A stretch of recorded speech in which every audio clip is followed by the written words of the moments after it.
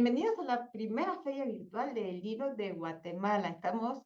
Bueno, que rebosamos de alegría porque han sido días espectaculares. Ya estamos en el último fin de semana, a 2 días, tristemente, de cerrar todas las actividades dentro de la feria virtual del libro de Guatemala. Y bueno, país hermano para México, un país querido por todo América, por supuesto, y por muchas otras personas de todo el mundo que han tenido la fortuna de ir a explorarlo, de visitarlo, y de verdad que explorarlo porque es un país para explorarse, para convivir con su gente, su gastronomía tan deliciosa.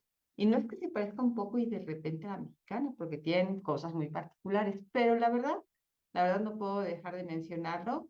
Finalmente, compartimos mucha cultura, mucha historia y eso nos hace sentir muy orgullosos de este pueblo tan querido, tan creativo, tan sabio además.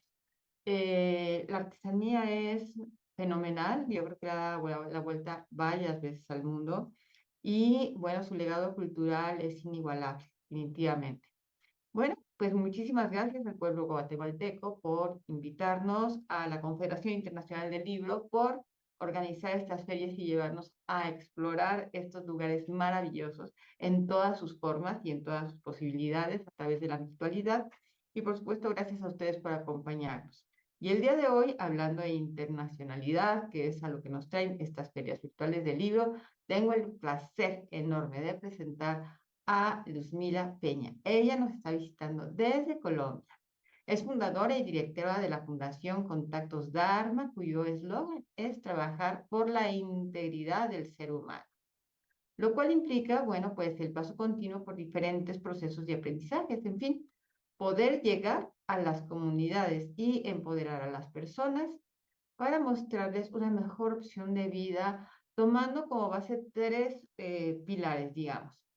Uno es el área de la salud, que ella principalmente se dedica a hacer un énfasis en el manejo de los pacientes psiquiátricos. Por otro lado, el área de la pedagogía, bueno, pues siendo que se ha dedicado ella por 13 años a ser asesora de tesis, bueno, en su mayoría, bueno, con docentes, pero eso la hace una mujer de muchísimo estudio y el área de la biodecodificación. Para mí esta palabra siempre me resulta como a veces un poco trabalengua, aunque la repito constantemente. Bueno, ella de esta manera, gracias a la biodecodificación, interactúa en cada comunidad y, bueno, escuchando a cada una de las personas para ayudarles a descubrir el verdadero motivo de sus dolencias y desde el aprendizaje permanente unido a experiencias propias y ajenas encamina hasta una mejor calidad de vida. Y bueno, ella es una apasionada del aprendizaje, ya la van a escuchar, es una mujer que estudia, que trabaja, que comparte, porque no nada más se trata de aprender, sino de compartir con los demás. Muchísimas gracias, Luzmila, hoy en la presentación de tu libro en Guatemala de Un pequeño enemigo que me salvó la vida. Gracias, Muchísimas. Mónica, por tu bella presentación. Gracias a Autores con Alas, a la Confederación Internacional del Libro y a nuestro país anfitrión Guatemala. Gracias por esta oportunidad, por permitirnos lanzar este mensaje al viento como es tu eslogan, Mónica. De nuevo, agradecerte por hacer posible estos espacios y bueno, bienvenidísimos a todos los que nos acompañan en el momento y los que nos verán en diferido, que van a ser bastantes. Muchas gracias a ti, Luzmila. Y bueno, vamos a empezar a platicar de tu tema, precisamente, que te lleva a escribir este hermoso libro. Y es un pequeño y poderoso, me faltó la palabra poderoso en la primera presentación, un pequeño y muy importante además, un pequeño, porque es pequeño, pero muy poderoso enemigo, me salvó la vida. Es un libro, para anticiparles un poquito, a modo de novela, muy interesante que nos va llevando por muchísimos escenarios, con una gran cantidad de personajes que no es fácil escribir para cualquier autor sobre diferentes personajes que finalmente en algún momento pueden ser incidentales o pueden estar interactuando o reapareciendo a lo largo de la historia o en algún momento de la historia. Y eso pues siempre puede ser un poco complejo, así es que una felicitación muy grande por haber podido manejar a, a tanta diversidad de ideas, de personalidades, de conflictos, de situaciones en esta novela. Pero antes de iniciar, un pequeño y poderoso enemigo me salvó la vida es un título, pues finalmente muy atrayente. Si alguien quiere comentar de repente también aquí en el chat, con muchísimo gusto están invitados en los comentarios de la plataforma donde estén viendo la presentación. Y yo te quisiera preguntar antes de empezar, ¿cuál es el mensaje central de tu libro, ¿no? ¿Cuál es el motivo o el mensaje que quieres compartir? Este tema que te mueve a lanzarte al precipicio con tu primera obra. Bueno, el tema es, pues surgió en pandemia y era ese pequeño y poderoso enemigo que estaba paralizando el mundo, pero desde ahí se tomó, digamos, la estrategia para llevar al lector y preguntarle y decirle, venga, ¿cuál es su pequeño enemigo hoy? ¿Cuál es el pequeño enemigo en la cotidianidad? Y fíjate que pasó en la pandemia aparentemente del COVID-19, pero siguen otras pandemias precisamente con uno de los temas base del libro, que es el tema de enfermedades mentales. Hace poco hablábamos con algunas personitas y me decían, no me imaginaba que había pandemia de enfermedades mentales. Pero así es. Entonces, fíjate que el libro sigue su rodaje, a pesar de que pasó ese entorno inicial de que era ese pequeño y poderoso enemigo allá, él sigue cumpliendo su misión porque es enfrentarse a un pequeño y poderoso enemigo cada día. Y esa es la invitación al lector, a encontrarse ahí y a identificarlo y decir, ven a ver cuál es ese pequeño enemigo que a cambio de matarme, me pueda salvar la vida. Esto me parece sumamente importante porque son pequeños y poderosos, muy poderosos enemigos que no detectamos como enemigos, ¿no? Este es muy diferente al tema de la pandemia porque muchas veces, sobre todo quien anda cargándolo ya como parte de su vida, pues ya no lo consideras como un enemigo, ya lo consideras como parte de quién eres, ya te empiezas incluso a identificar con él. Entonces, creo que es sumamente valioso que traigas esta colación, sobre todo en tu experiencia, como hablábamos al principio, del cuidado y el manejo de pacientes psiquiátricos, que es tu especialidad, y que lo mencionas muchas veces dentro de el libro de manera directa o indirecta, sutil o evidente, que muchas veces traemos ese enemigo, no lo detectamos y andamos por la vida paseándolo, atacándonos, por supuesto, y provocando también malestar en los que nos rodean, ¿no? Finalmente.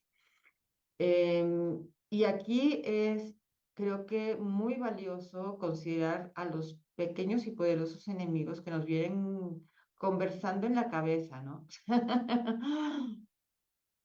Porque finalmente son los que nos ayudan a hacer o no hacer las cosas. Y normalmente muchas veces nos bloquean, pueden ser desde una creencia muy sutil, que a lo mejor no sentimos que sea tan grave, ¿verdad? Pues es una creencia y ya, y no, no pasa nada. Y a veces pasa mucho. O puede ser algo mucho más grande, como ya una enfermedad mental, que a veces ya se vuelve tan cotidiana en las pandemias que no lo consideramos como un enemigo. A ver, cuéntanos un poquito más de este asunto porque ya me dejaste así como que digo, yo aquí empiezo a desarrollar porque mi mente ya la conoces, no para, tampoco, ¿no? De hacer análisis y de buscar qué es lo que me están platicando. Pero cuéntanos un poquito más de estas pandemias invisibles. Sí, Moni, se está presentando muchísimo lo que es la depresión, la ansiedad y el estrés, que como tú dices, se vuelven tan cotidianos que a veces no creemos que sean unos enemigos.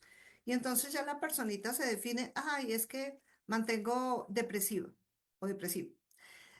Mantengo estresado y sobre todo la palabra estrés se nos volvió tan concurrente desde los niños hasta los adultos, desde el jardín, desde la casa, desde el colegio hasta el trabajo es la palabra de moda, o sea, pareciera que es el lenguaje que nos dice todos y a toda hora tenemos que sufrir de estrés.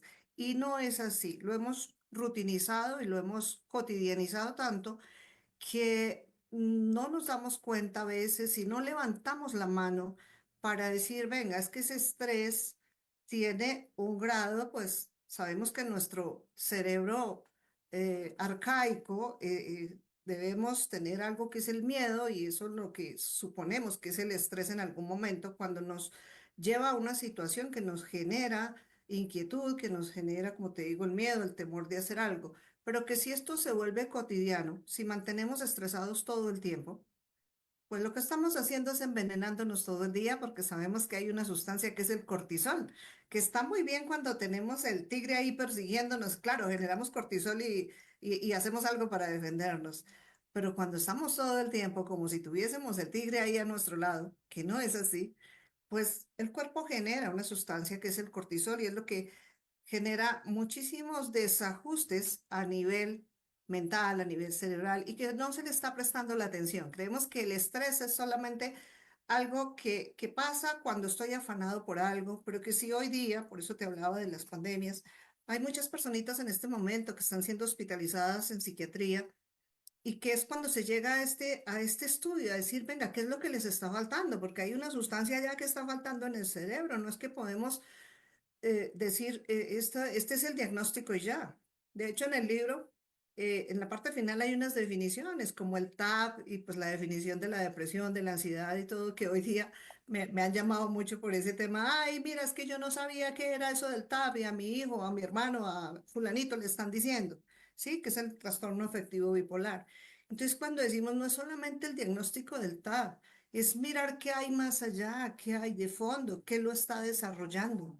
Porque la personita también está siendo marcada ahorita. Ah, sí, yo ya tengo TAP. Y entonces ahora se definió todo el mundo porque tiene TAP. Claro, y además fíjate que me ha pasado dos cosas que te quiero comentar, que no las había percibido antes. Hay tal cantidad de definiciones a nuestros comportamientos y están surgiendo incluso, ¿no? Nuevas clasificaciones dentro de las enfermedades mentales, que de repente dices, ok, ya tengo esto, te asumes como eso, a lo mejor no es, o sea, a lo mejor sí verdaderamente, o haces un test incluso, ¿no? En internet y entonces dices, ah, claro, lo que yo tengo es tal cosa, ¿no? Llámenles como sea. Y entonces empiezas a adoptar esas conductas, empiezas a sentir que eres sujeto a, que te, a vivir victimizado, a decir, ya me entendí y entonces yo, pobre de mí, y eso pues no nos está ayudando porque se empieza a convertir como una especie de escudo. Y te digo porque me ha pasado ya en varias ocasiones que me encuentro con personas que dicen, es que ya me diagnosticaron. Y yo, pues, ¿quién? ¿Cómo te diagnosticaron? O sea, quieres una vida de una persona súper productiva, linda, has logrado tantas cosas en tu vida, bien, etcétera, etcétera, tienes tantos amigos o eres súper resiliente. Cualquier cosa que les digas en positivo, dices, ¿cómo te detectaron esto? Pero de todas maneras es una persona súper, o sea, súper activa, ¿no? Y proactiva. Ahora sí, yo les digo, pues, ¿qué más da, no? O sea, espera tantito y haz un buen estudio porque funcionas muy bien en la vida y tienes muy buenas relaciones. Y de todas maneras hay un dejo de, esto me identifica con algo. Esto me identifica con mi ansiedad, a lo mejor, o no, ya no digo ansiedad, ya digo X cosa. Creo que sí es importante que te escuchemos, que leamos tu libro definitivamente, que veamos cómo dando de tumbos por la vida y sobre todo que lleguemos hasta el final porque, porque es muy sorprendente y nos aclara muchísimas cosas de cómo también desprendernos de nuestras propias creencias con respecto a la imagen que tenemos de nosotros mismos. Ya las anticipé, pero lo tienen que ver, o sea, lo tienen que leer para asimilarlo bien. Ok, Mónica, mira que escuchándote es ratificar. Tú estás en México, yo estoy en Colombia. Pandemia. Y por todo lado donde escuchemos, porque tengo consultantes de otros sitios que se conectan, es lo mismo. Fíjate que es una pandemia. Porque no respeta lo que tú decías, no respeta estrato, no respeta profesión, no respeta raza, color, nada de eso. Todo el mundo lo puede sufrir. Pero es ese punto, no nos quedemos con el diagnóstico y me parece excelente cuando tú les dices, a ver, no es solo el diagnóstico, ¿quién dijo eso? Hay que mirar a fondo porque sí, la gente se está quedando en, me diagnosticaron así y ya me declaro y soy la víctima de esto, como tú lo dices. Entonces, Ujú. gracias por ese aporte tan maravilloso, como siempre, de parte tuya, para dimensionar que esto no nos pasa ni a dos ni a cuatro personas, sino que esto es mundial y que cuando nosotros tenemos una misión en la vida de poder abrir esa lucecita, de poderle decir, venga, pare un momentico, espere a ver cuál es el diagnóstico, pero también hay para dónde elegir, ¿sí? Ujú. ¿Qué es lo básico y cómo lo podríamos sintetizar? La depresión.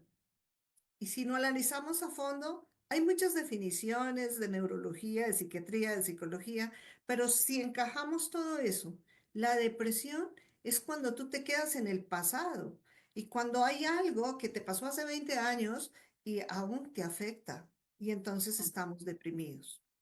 Claro. Fíjate que ahorita decirlo así, porque la depresión, para como yo la he visto y en algún momento me sentí deprimida, pero pues fue un momento de la vida, o sea, no soy eso, ¿no? Finalmente, logras hacer tu trabajo, tu investigación, tu acompañamiento con personas indicadas, etcétera. Y si es si uno dice, es que estoy atado al pasado, esa ancla que no te deja avanzar, ¿no? Porque estás como me pasó esto, ya no puedo avanzar en la vida, como me pasó el otro, ya no puedo ser una persona normal, ¿no? Como me pasó el otro, ya no puedo superarme, como me pasó. Y si uno, pues eso ya pasó hace pues ¿cuánto? 20 años. Mira, conocí unas chicas en Colombia no era por el tema de depresión, pero esas cosas que son como ya enfermedades mentales, habían tenido un pleito cuando eran niñas, cuando tenían como 15 años, estaba dando yo un taller, y ya tenían 40 y tantos, y no se hablaban, las hermanas. Yo decía, oigan, pero es que pasó cuando tenían 15 años, ¿qué pudo haber hecho una niña de 15 años que lo vengas arrastrando hasta la fecha y no se puedan hablar, ¿no? Entonces, entre las primas se mandaban los mensajes de las mamás, ¿no? Y creo que es ese tema sin ser la depresión y la ansiedad que mencionabas. Conocí a otra persona en otro país, pero se aplica a todo el mundo, que se sentía orgullosa de ser trabajólico, ¿no? De que es que no, por mi familia, yo trabajo desde las 6 de la mañana hasta las 12, no puedo viajar con ellos, no puedo comer, pero la verdad es que todo lo hago por ellos.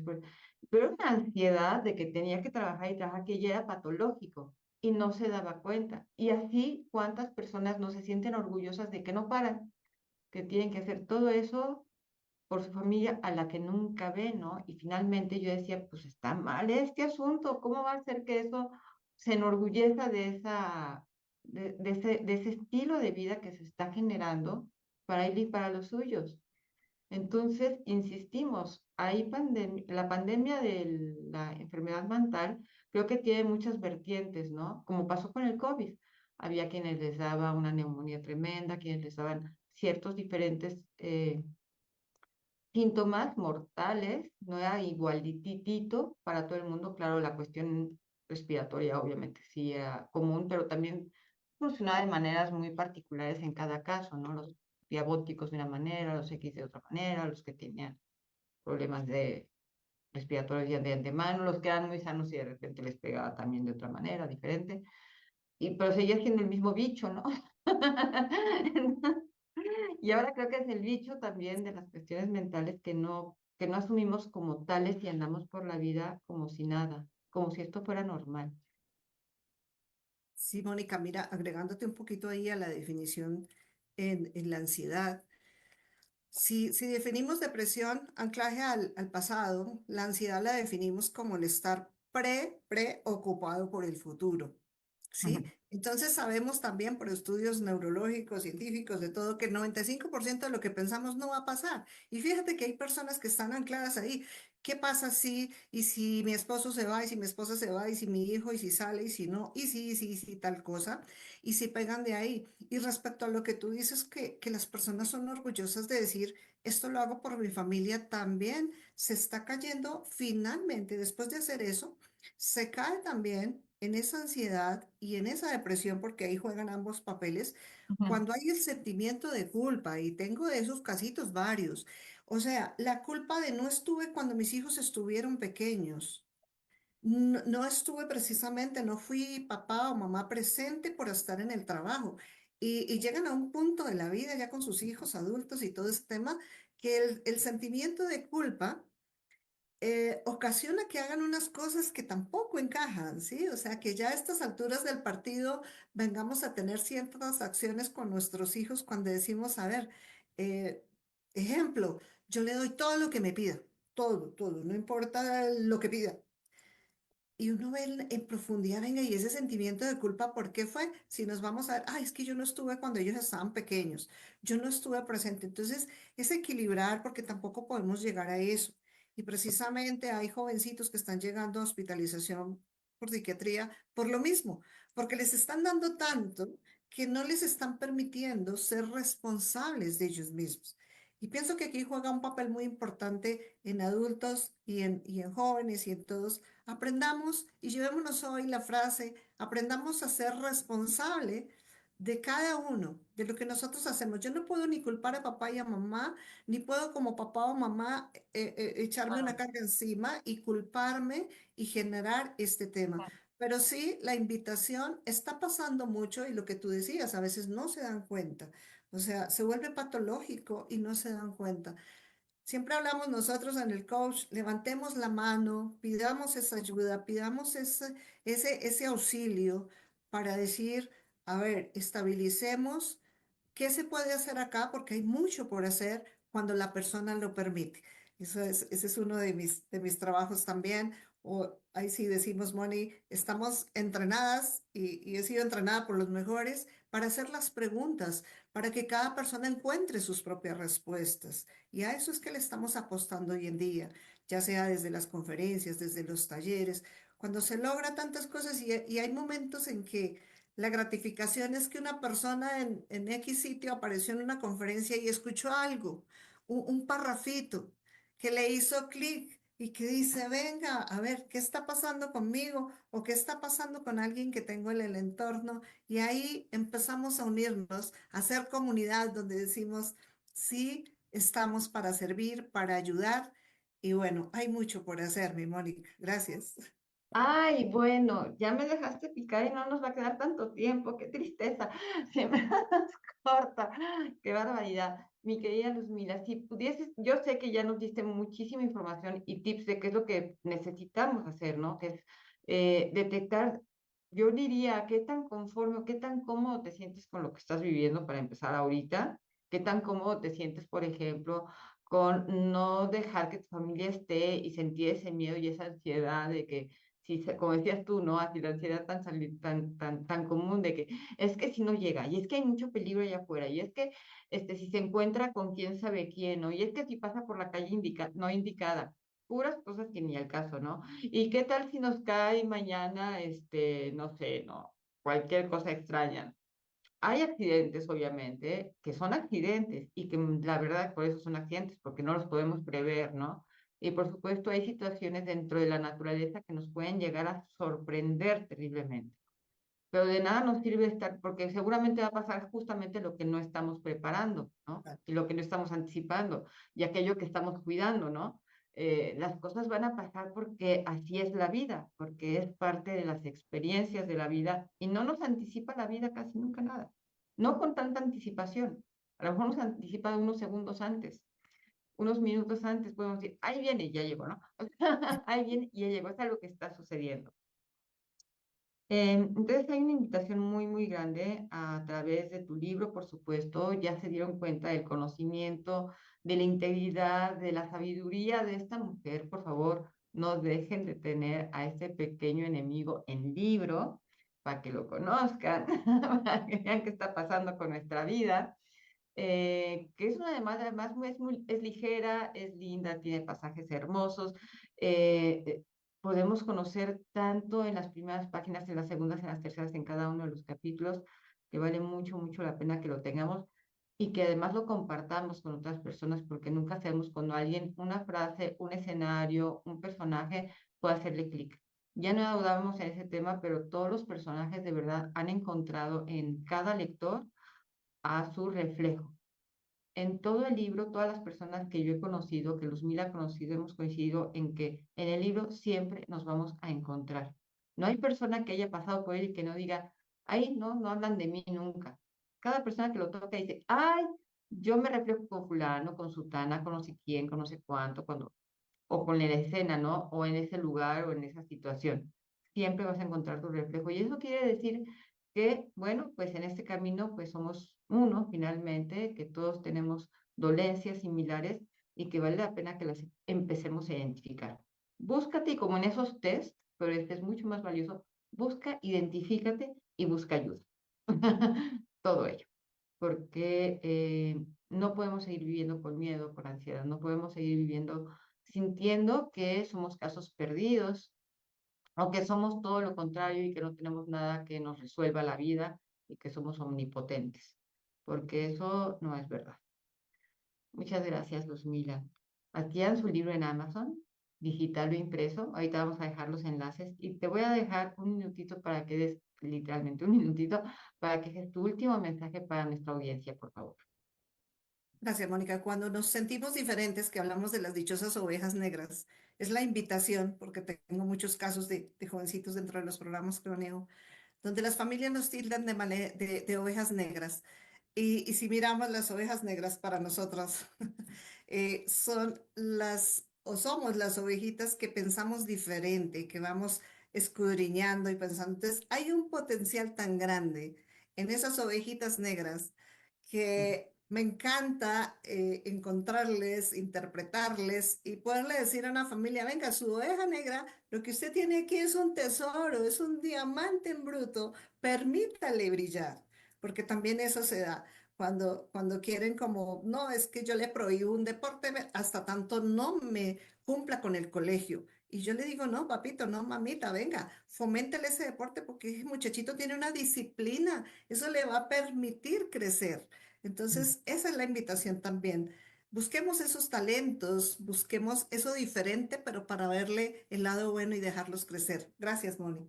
Gracias. Ese es el siguiente tema que vamos a encontrar. Sigan las ferias virtuales del libro, busquen la próxima emisión porque vamos a hablar de ese otro lado de la moneda, de las personas diferentes con esos grandes talentos que también quedan opacadas por los miedos y las ansiedades de otras personas que viven a su alrededor. Así es que muchísimas gracias. Gracias, Luzmila, un placer. Gracias a la Confederación, una vez más, Internacional del Libro, con César Morales, César Salvatierra, con toda la comunidad de embajadores culturales que hacen posible toda la programación de estas maravillosas ferias que nos acompañan de todo el mundo. Muchísimas, muchísimas gracias a Miri, que está hoy en los controles, parte del equipo técnico que hacen maravillas y que nos permiten llegar hasta ustedes. Gracias, Luzmila. Gracias a todos los que vean esta presentación en vivo o de manera diferido. Muchas gracias. Gracias a todos. Lean el libro, disfrútenlo, compártanlo.